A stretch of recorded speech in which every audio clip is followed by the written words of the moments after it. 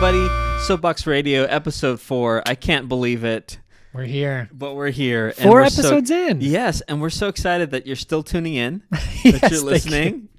We've covered a few topics, and it's just great to continue to have dialogue with you all and have those conversations. So yeah, thanks for writing in. Yeah, it's good to be here. Check-in time. Yes. What have you been up to these days, Adrian? Let's see. I have been getting out more. Getting out to the park. The sun's out. The guns are out, so to speak. Yes. And my farmer tan is back, like with a vengeance. This is the time of year here in Portland where I realize how pale I get. Oh man! During the winter months. You do not want to talk to me about pale. This is a different conversation. But yes, farmer tan season is back. It's back, and I'm so happy. Honestly, I didn't know how I would feel about it, but I've been feeling really happy about it. I would show you, take off my watch and show you, but it's kind of a nightmare almost. My watch is just this little white band, but you can see a little bit. There it is. It's okay. Yeah. No, yeah, there's a little bit of farmer tan. Anyway, like I said, it's just funny because I realize how pale I get over the winter. It's so true. Yeah. So especially my horribly thin white translucent skin. I don't even sunburn anymore. I just vaporize. Oh, okay. It's just like burn marks all over my body from your sun exposure. Your skin just gets rejuvenated. It's all new. And it's cell every growth. year. Yeah, I'm like a lizard or something, like a snake. Every year I just get new skin as like the old stuff gets removed. It's from burned the sun. away. Yeah, a cleansing that happens every year. Cole, what you been up to? Well, I had a dream come true, and this is very real. This has been a long time fascination and dream of mine. But I got to play with an actual raccoon. Whoa! Like a real. It was not wild. And it was really? It was not wild. No. I've tried that before. It doesn't work. Yeah. But this was a domesticated raccoon, one that was kind of born in captivity. Is that how you say it? But yes, a friend of mine bought one as a pet. Okay. They drove down to Utah to get it. Oh my god! Brought it back, and it is the cutest thing. Are they local? Yeah. You can have a pet. You can raccoon. have it. Apparently, Oregon is one of the only 5 states in America that you can own a pet raccoon. Okay. And so her name is Phoebe. Okay. And it was the greatest joy of my life. That's fun. How much time did you spend? I mean, I got to spend with like 5 minutes with Phoebe. Okay, it was kind of an unexpected visit. We just showed up and we were like, "Can Phoebe play?" Just knock on the door and we're like, "Can Phoebe come out and hang out for a while?" That's cool, man. It was great. Did you? I have so many questions. I know. Are you gonna buy one? Are you gonna? No, I don't think I could handle one. Okay. I couldn't even do a dog right now. My apartment won't allow it. But apparently they're very finicky. They're pretty independent and they're pretty rowdy when they get into a move. Like there's just no controlling them. Oh, got it. Okay. Yeah. And so maybe you can see how Phoebe turns out and then maybe move forward. I don't plan on owning one, but I just want to be friends with the person who does. It's like being an uncle, Sure. You get the best of both worlds. They raise it. I had a friend who had 2 ferrets, and they're just intelligent creatures. I mean, these wild creatures are just so creative and like smart and like just the problem solving capacity of these really things. It's amazing. So I can imagine that a raccoon would be equally difficult to work with to like train because I mean they're gonna figure out how to get into things pretty easily. I think they have like thumbs, which is bizarre, but also just the amount of trouble that breeds. Like my baby girl, she's been learning how to operate the she's not even a year old yet, and she knows how to operate like the baby gate. Oh no. And she'll know how to open it up, and then she's walking all over the place. So clever she just girl. like opens it up and walks into the kitchen like it's her place. What's up, guys? Hey. And of course she's looking for hungry. food on the floor. Yeah, she's just like grabbing whatever's on the floor. Yeah. Yes. Extra pair of eyes on her at all times. Maybe raccoons and babies are pretty close. I feel so. Yeah. I don't know if that's true. I've never owned a baby or a raccoon, but my limited understanding is that they're pretty similar. Yeah. Well, hey, everybody, we wanted to get into a conversation today that's been kind of close to my heart just over the last few the last year or so, I've been kind of wrestling with this myself, and I thought it'd be great to just kind of jump into a conversation with everybody.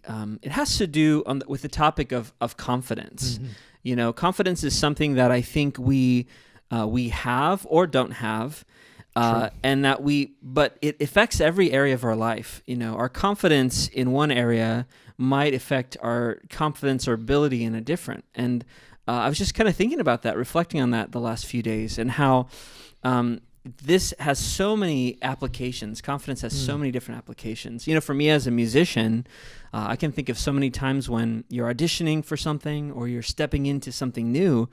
And if you don't have that confidence and you don't really know what to do with yourself, it can really affect your performance. It can affect just the way that you present yourself, how you feel afterward. You go into this thing, and when you leave, that can really remain with you for quite a long time.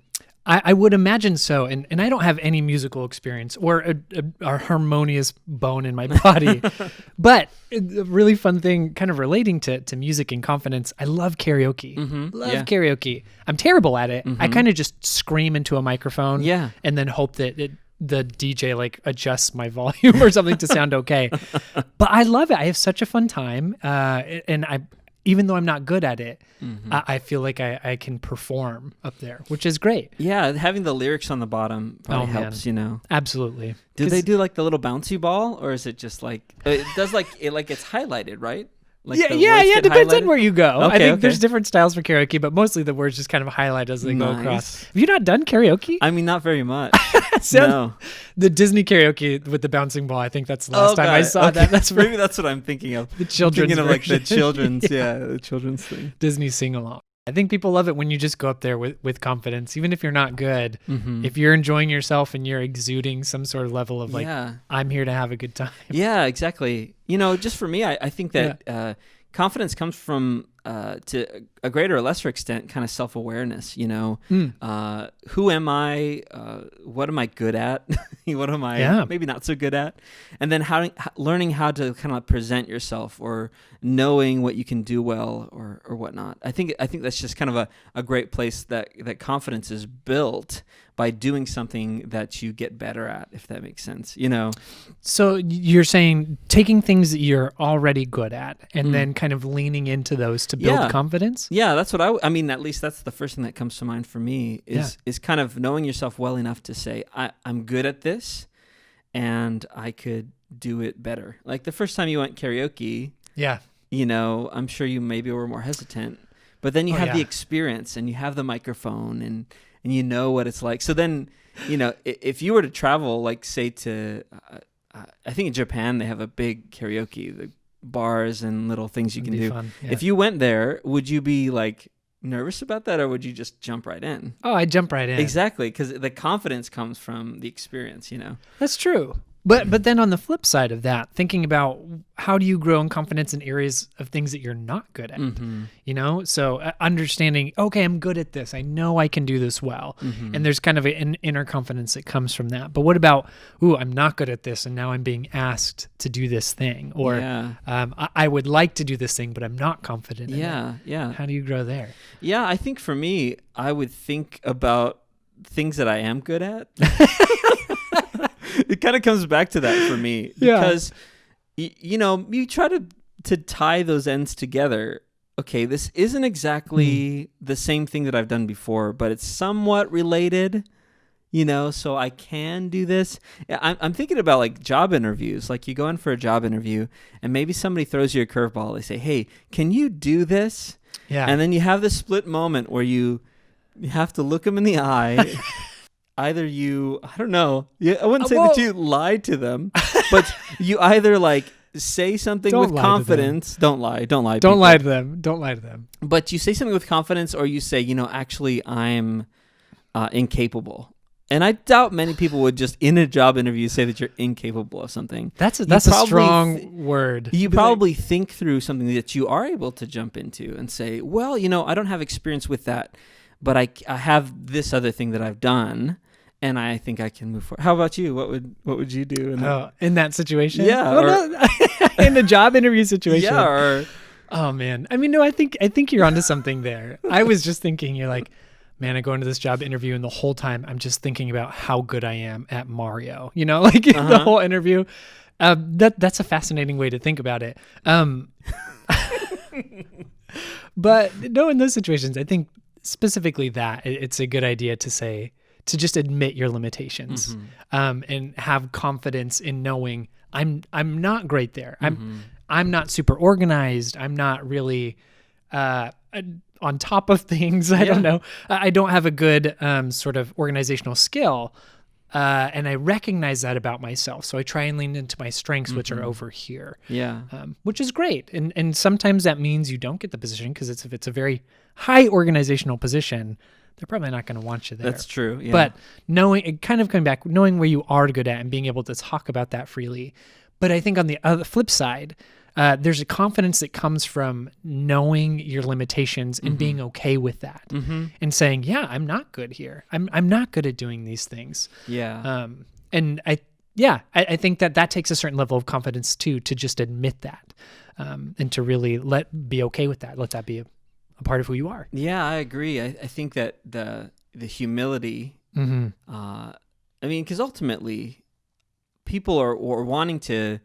Even if you're in like a social setting, people don't necessarily want to know somebody who's just the best at everything. Yeah, they want to relate to somebody or have somebody who they can be real with. And, yes, and I feel like being overly confident or even to the point of arrogant about it, I think that's kind of where it can kind of confidence can take an ugly turn there. Yes. Because then now it's not necessarily about how good you are at something. It's like you're arrogant about how well you can perform or do something. Yes. And ultimately, I think that just drives people away, Yeah. And kind of when you brought up this topic and was thinking about, what's the difference between being confident or being like cocky or arrogant in a situation? And in one, kind of arrogance is confidence to the point of exclusion, where you're so confident in yourself that you tend to exclude others from the subject matter, or to this point where it's like, I'm so good at this, you're not. I'm the best, and that means all of you are worse than I am, which is kind of this exclusionary way of thinking of other people. But confidence is something that I feel like draws people in to what you're doing and saying, I'm confident in this area, and I want to bring you along with me, or at least show that and let you be a part of what I'm doing. Yeah, that's a good point. I feel like the first thing that comes to mind is kind of in parenting. It's easy to get to a place where you're with your kids or you're with somebody who might be new at something. Yeah. And you just say, you know what? I'll do it myself. It's not worth it. In your own mind, you might think you're not going to do it as well as me or whatever that looks like. But ultimately, you're not inviting somebody to grow or even to contribute. Rather, you're saying, you know what? I've got this, and I don't trust that you do. Yeah. So I completely agree. I think that there's a really healthy place that you can grow with people. Yeah. No, and that's I think a great thing about confidence, and those who are confident and how they can help others grow confidence with their own confidence. But I'd like to kind of circle back around to this idea of how do you build confidence in an area where you're just not confident? So obviously, kind of thinking the stereotypical, I don't have a lot of friends, or I'm not good at talking to people, or in social situations where I'm uncomfortable. How do you kind of find confidence to then make a next step or approach somebody in that type of way? Yeah. Do you still kind of go back to, well, I know what I'm good at? Yeah, I think and so, in a situation like that, I think I would start small. I would think smaller. Okay. What do you mean? What do you mean by that? I mean, like it say for folks who are maybe a little hesitant about making friends or like connecting with people. Maybe that starts with connecting with one person and not thinking that you have to connect with 20. Maybe you can begin, when I mean begin small, it's like, start with something little. You don't have to even build something that's this monumental thing. You can just start with something that you can know and get to know kind of more intricately. That's kind of what kind of comes to mind. How about for you? What do you think? Yeah, when we were talking about this, one of the things that's helped me the most, and it took me a long time to really kind of understand this. But again, it's kind of this idea that nobody cares and nobody's really watching you that much. And so there's so much freedom in that, and knowing that if I try this, if I approach this and I mess up, or I do a bad job, or I look like I don't know what I'm doing, most people really don't care that you don't know or aren't good at it. Yeah. What they do care about are things like, are you humble to admit that? Yeah. Are you approachable? Are you friendly and engaging?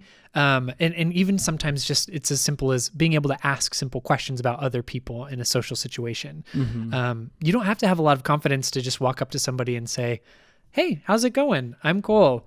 And then starting a conversation, have you seen this movie? Do you know these things? And then learning a bit about that person. And if you mess up, realize people really don't care. If you can laugh it off, that's what people are more interested in. That's true. Yeah. Rather than you having to know things or be cool. Yeah. People really just enjoy, I think, mostly those who are humble and friendly and approachable. Yeah, I think the other thing that comes to mind is finding other people who have similar interests. If I know that there's a lot of great websites like Meetup that you can kind of like use to connect with people with specific areas of interest.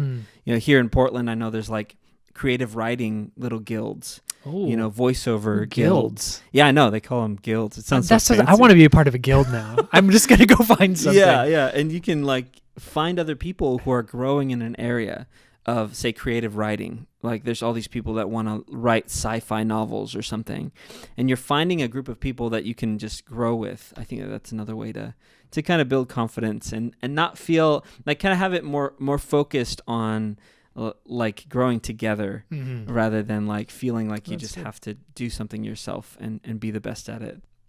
So a little while ago, we had posed a couple of questions for you guys regarding confidence on Instagram and on Facebook at SBX Radio. And we wanted to take a crack at the questions before we moved on to your guys' answers. So in short form, Adrian, how do you build confidence and what is the bravest thing you've ever done? Okay, how do I build confidence? I think the first thing I do, and I've kind of mentioned it earlier, I think about other things that I've done, and then I try to like kind of pump myself up for the next thing. Okay. Now, sometimes that might look like, if need to jump from like one rock to another rock at the park, I just think about playing Mario. I'm like, hey, I jumped over many rocks. I've jumped from one pipe to another pipe, and then I do it. I'm ready. I pump myself up, and then I go for it. Is that also the bravest thing you've ever done? Jump from one rock to the other rock? I jumped from one rock to another. At the park. At the park. It was very large My distance. son was watching, so if I fell, it would be pretty embarrassing. Disastrous. Yeah. But all joking aside there, just think about something that you've done before and then kind of move into the new thing. As a musician, that might look like, hey, like I've always sung in a choir, and now I'm singing in a jazz band, or I'm singing in a solo artist, doing something for, you can grow in those experiences where you say, hey, I've done this before. I know how to sing, or I know how to play guitar. Now it's just in a different setting. Now I'm taking that skill, and now I'm kind of introducing it into a new thing. So I usually try to look for those connecting points to say, I've done this before, so I can move forward in confidence to say, I'll make it through. I'll be fine. Good, bad, or ugly. It'll be done. Hopefully not ugly or bad, but good. Right. Hopefully, but we'll take the rest. If it happens, exactly. It's what happens. Yeah. Move on. As far as the bravest thing I've ever done, that's a good one. That's a good question. Bravest thing I've ever done, I think, would be to move across country. Okay, from where to where? So I've lived a ton of places, but when I was 20-something, we moved from San Diego to Colorado to pursue my undergraduate degree. And no friends, no connections. We just moved from San Diego to Colorado. And that was a pretty big step. for me and my wife. And then after that, we moved from Colorado to Portland. No friends, no connections. Yeah, that's true. My son was 14 months old, and he was a little baby, and we packed him up, and packed him up in the car. We brought a U-Haul. I had a Volkswagen Golf, and we packed up a U-Haul. I towed a U-Haul from Colorado all the way over here. And the Golf. Now I'm thinking about it. This is the bravest thing I ever did. We're coming down the highway into Salt Lake City. Yeah. It was like a snowstorm that was kind of sleet, and it was terrible. And we're coming down the mountain. This was like the beginning of December. We were moving in the beginning of December. Yikes. Coming down the mountain into Salt Lake, towing our U-Haul. My son was crying his face off. No. And my wife, man, it was terrifying. It was like the most. And then all the truckers are just driving, because they've all done this pass a million times. Oh, yeah. They're probably going asleep. like 80 miles an hour. Sleep, yeah.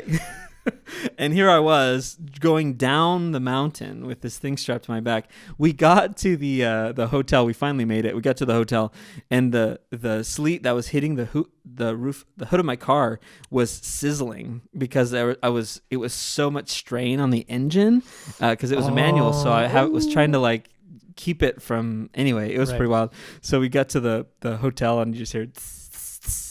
Dang. It was just like. It was pretty wild. Sizzling. That's probably the bravest thing I ever did. That's pretty scary. Yeah. How about you, Cole? What do you do to build confidence, and what's the bravest thing you've ever done? Yes. I'm a big fan of kind of the fake it till you make it sort of principle.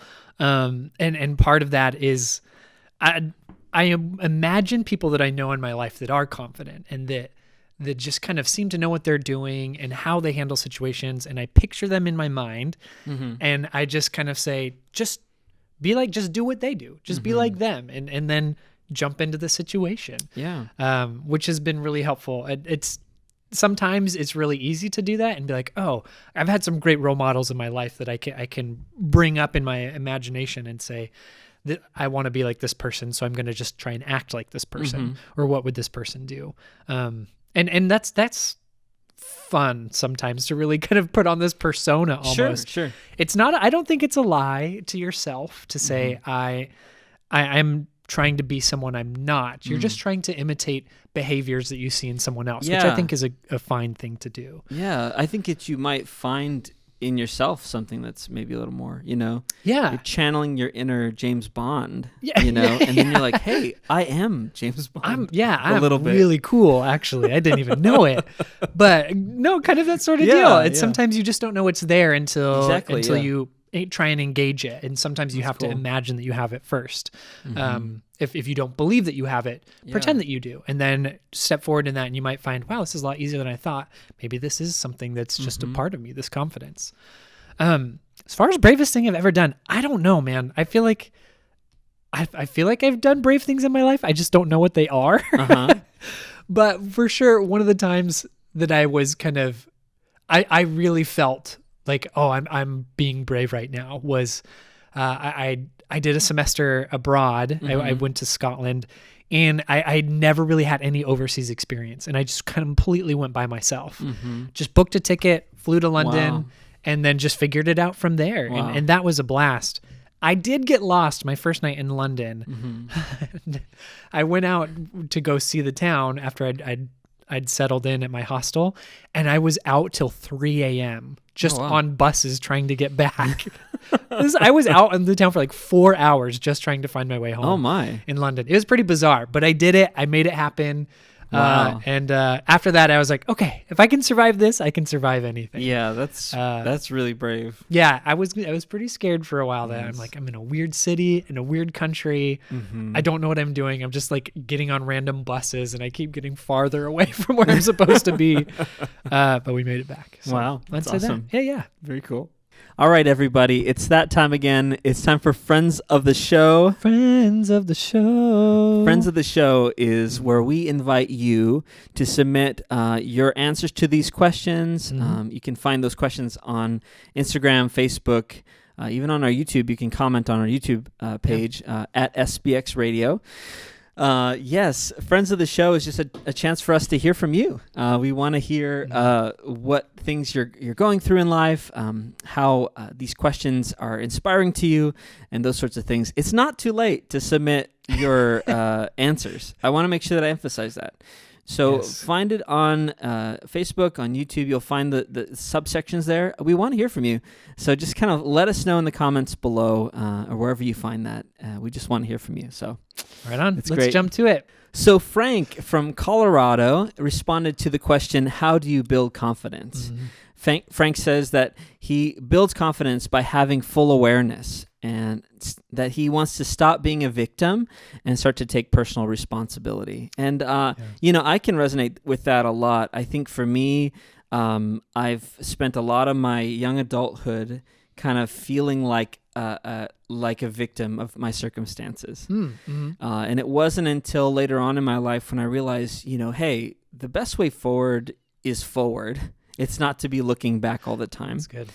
Wow. But it's also that I need to take responsibility for the life that I have. I mean, nobody's going to accomplish this thing for me to some greater or lesser extent. It's good for you. It's good for me to put myself into something and have that awareness for myself. Yeah. So thanks, Frank. I really just love that. I like this one because it says full awareness ! And all I could think of was constant vigilance from Mad-Eye Moody from Harry Potter. Anybody get that reference?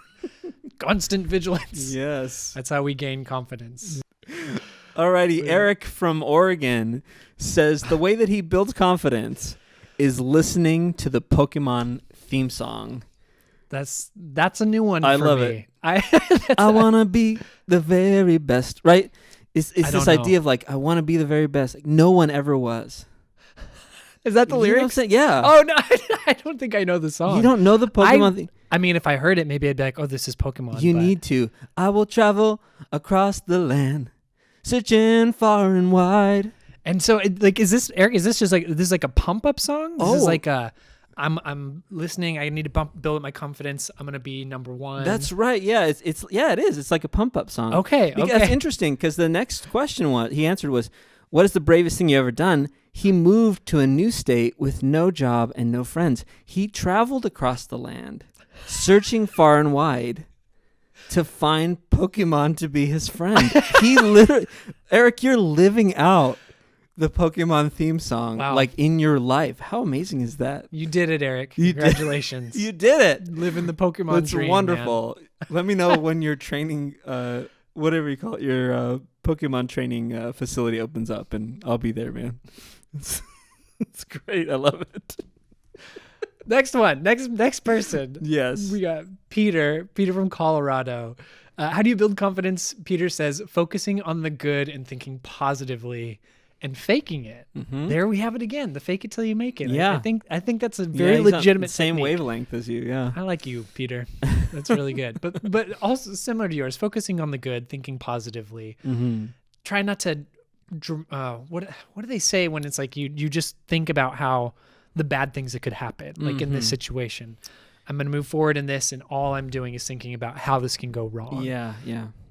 That's going to kill your confidence. Oh, yeah, absolutely. But if you think, oh, this could go really right, or it could be really fun, or this is what's the best that could happen, that's going to put you more at ease. Yeah, or even like you said, like faking it till you make it, that kind of thing. I mean, that's a good way to just do it. Because when you fake it, you're doing it. Like faking it till you make it, that the idea there isn't that you're not doing anything, is that you're moving forward even if you feel like you are not, you're channeling some sort of other thing, to make you do it. But either way, I mean, you're moving forward, and I think that's really cool. Yeah. All right. So Peter, for the second question, what is the bravest thing you've ever done? Says stand up for himself and make his opinion known. I'm curious to know if there's a story behind that. Like if there was a certain situation you're thinking about, Peter. I wonder, because I mean, I think for any of us, we kind of like that self-awareness sort of thing. You have to kind of learn how to be brave enough to to speak up for yourself. There's situations. It's scary. I think I'm thinking of like even in school, whatever level of school you're in, you have to have that sort of bravery to like speak up for yourself. Maybe even if you're called on in the classroom and they say, hey, tell me the answer, and you just have to kind of like do it. But then also in those social situations where if you feel uncomfortable with something that's happening, just saying, hey, I'm not comfortable with this, or hey, you're offending me right now. Yeah. Or, that takes a lot of bravery to kind of step up and say, hey, I don't appreciate what's happening here. Because it's good. Like it just helps you even in the social sense, you're helping other people get to know you, to say, okay, there's a boundary here that's being crossed. And it's true. And you never know who else is thinking the same thing. And if you can kind of break that ice and allow others to come in and be like, yeah, you know what? Me too. I don't like what's happening, that's or true. I don't like what's going on. Yeah. Great for the workplace too. Yes, sometimes absolutely. you need to speak up and speak your mind about what's happening or how you feel something is going. I did that once. I asked for a raise once. That was that might be one of the bravest things I've ever done. I was so nervous, never done it before in my life, but really felt I was at a point in my career that my pay wasn't really reflecting the work I was doing and the loyalty I'd shown to the company, and just approached my boss about it and was like, hey, I wanted to talk to you about this, and it ended up going great. I got a raise, which was nice, but ultimately she received it really well. My boss did. And she was very on board. She said, you're right. That's I great. didn't even realize, yes, this should not be happening.